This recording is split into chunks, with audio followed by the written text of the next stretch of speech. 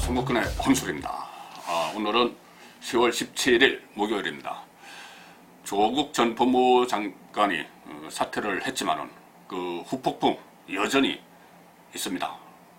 정가에도 있고 또 국민들 마음속에도 있습니다. 그런데 지금 가장 중요한 것은 66일 동안 조국 전 법무부 장관이 지명되고 임명되고 또 뭐 인사청문회도 하고 논란이 있었던 66일 동안 거의 뭐 조국 블랙홀로 우리나라는 사실상 국정 운영이 스톱됐습니다. 그렇다면은 조국 장관이 물러난 이후라도 누군가는 그에 대한 책임을 져야 됩니다.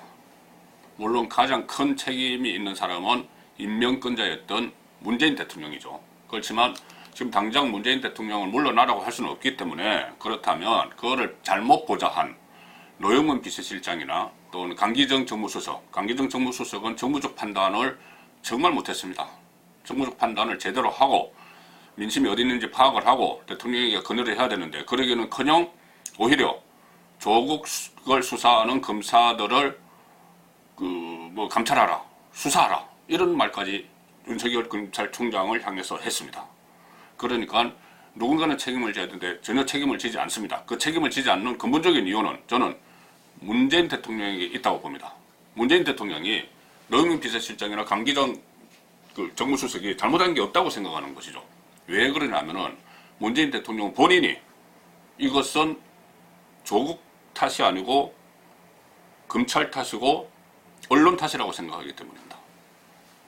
조국 전 장관이 사퇴하고 나서 열린 수석 비서관 회의에서 문재인 대통령이 그 이야기를 했죠. 언론도 성찰해야 된다. 그러면서 또 검찰 개혁을 또 계속 강하게 이야기를 했습니다. 그리고 어제 다시 김호수 법무부 차관, 이성윤 검찰국장을 청와대로 불렀습니다.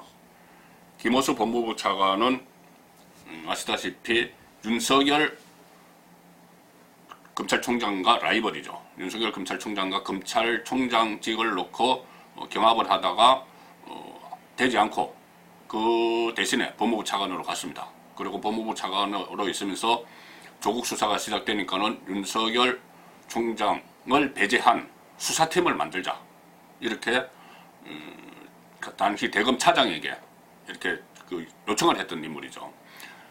어쨌든 이 두 사람 본인의 핵심 측근입니다. 이 두 사람은 법조계의 핵심 측근입니다. 이 두 사람을 불러서 또 부르는 장면을 청와대가 다 공개를 했습니다. 보라는 거죠. 보라는 겁니다. 그래서 검찰을 또 압박을 합니다. 10월 이내에 검찰 개혁 방안을 만들어서 나에게 직보하라, 나에게 직접 보고하라, 이렇게 합니다. 윤석열 빼고. 어제 또 윤석열 총장은 또 부르지도 않았습니다. 그 자리에 검찰 개혁을 이야기하면서. 그 전에 조국 법무부 장관 시절에 조국 법무부 장관을 불러서 업무 보고를 받으면서 그 자리에 또 윤석열 총장은 안 불렀죠. 그리고 없는 윤석열 총장에게, 검찰총장에게 지시한다, 자체 개혁안을 만들어라, 이렇게 이야기를 했습니다. 어제 자리에서도 차관과 검찰국장, 법무부 차관과 검찰국장을 불러서 검찰 개혁을 하라는 그 자리에도 어쨌든 윤석열 총장은 제외됐습니다. 자, 그리고 또 어제 대검 감찰 본부장, 그러니까 어제 문재인 대통령이 계속 검찰에 대한 검사들에 대한 감찰을 강화하라고 이렇게 이야기를 했습니다. 이 이면에는 아마 조국 수사팀에 대해서 집중적으로 한번 살펴보라는 그런 의미도 들어있는 것 같습니다. 그런데 어제 대검 감찰본부장에 이례적으로 판사 출신을 임명을 했습니다. 대검 감찰본부장에 판사 출신 한동수 변호사를 임명을 했습니다. 한동수 변호사는 우리법연구회 소속입니다. 진보 좌파 성향의 법조계 안에 모임이죠. 우리법연구회 소속 한동수 변호사를 임명을 했는데, 이 임명을 조국 전 장관이 재임 시절에 제청을 하고 나갔습니다. 그러니까 법무부 김호수 차관, 이성윤 검찰국장, 또 대검 감찰본부장 한동수, 이 사람들을 통해서 장악을 하겠다는 이야기죠. 검찰 조직을 장악을 하겠다는 이야기입니다. 이렇게 노골적으로 검찰에 대해서 어떻게 보면은 뒷끝이죠. 대통령이 뒷끝을 보이고 있는 겁니다. 조국을 물러나게 만든 검찰에 대해서 상당히 화를 내면서 그 전에 그 조국 수사가 시작되니까는 굉장히 화를 냈다, 노발대발했다 그런 이야기가 있었는데 조국이 물러나고 나서는 더 화를 많이 내는 것 같습니다. 그래서 검찰에 대해서 송보기를 본격적으로 본인이 직접 나서서 하고 있는 그런 양상입니다. 자, 그런데 지금 이 조국 사태가 일단락됐으면 그 다음부터는 대통령으로서 당연히 해야 할 일들은 따로 있죠. 경제 문제 살펴야 됩니다. 민생 문제 살펴야 됩니다. 또 지금 일본과의 무역전쟁 그러는데 거기에 대해서 대통령이 어떤 관심을 갖는지 그것은 전혀 흔적이 보이지 않습니다. 남북 문제, 이번에 우리 축구대표팀이 가서 깜깜이 그 평양 생활을 하다가 돌아오고 이 정도로 남북 문제가 풀리지 않고 있는데 본인이 가장 역점을 뒀던 대북관계, 이 대북관계에 대해서 지금 어떤 정책을 구상을 하고 펴고 있는지 그거 아무도 모릅니다. 한미동맹 완전히 지금 무너져 가고 있죠. 그런 상황에서 대통령은 어떻게 보면 국민의 생명과 안전을, 재산을 지키는 그것이 가장 소중한 임무인데 그 일들은 전혀 하는 흔적이 안 보입니다.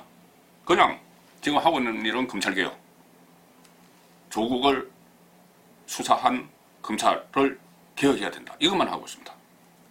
이런 상황에서 지금 문재인 대통령뿐이 아니라 그 주변에 진보 정권의 언저리에 있는 사람들도 계속 이 조국 사태에 대한 분풀이를, 화풀이를 하고 있는 그런 모습을 보이고 있습니다. 가장 비근한 그 예 하나가 유시민 씨죠. 유시민 씨가 그 본인의 알릴레오 유튜브 채널에 황현희 개그맨, 또 장용진 아주경제법조팀장을 불러서 이렇게 후일담을 이야기한답시고 장용진 법조팀장이 KBS 여기자를 성희롱한 그런 일이 있었죠. 그 기자를 좋아하는 검사들이 수사 내용을 술술술 흘렸다, 이런 식으로 이야기하면서 또 그러니까 황현희 개그맨이 그냥 좋아한다는 거냐 이런 식으로 하면서 서로가 좀 낄낄거리면서 또 이 내용을 방송을 했습니다. 유시민 씨가 그 자리에서 그것을 바로 말리든지 아니면은 방송을 중단을 하든지 했어야 됩니다. 그러지 않고 그냥 흘려보냈다가 나중에 좀 미안하다 이런 식으로 끝을 내려고 합니다. 자, 이런 상황에서 조국 사태가 남긴 것을 국민들이 생각하는 것과 정권이 생각하는 것이 완전히 전혀 다르기 때문에 앞으로도 제2, 제3의 조국 사태가 일어나지 않는다, 그런 보장은 없습니다. 그렇게 되면은 정말 국민들이 불행합니다. 송국근의 혼술이었습니다.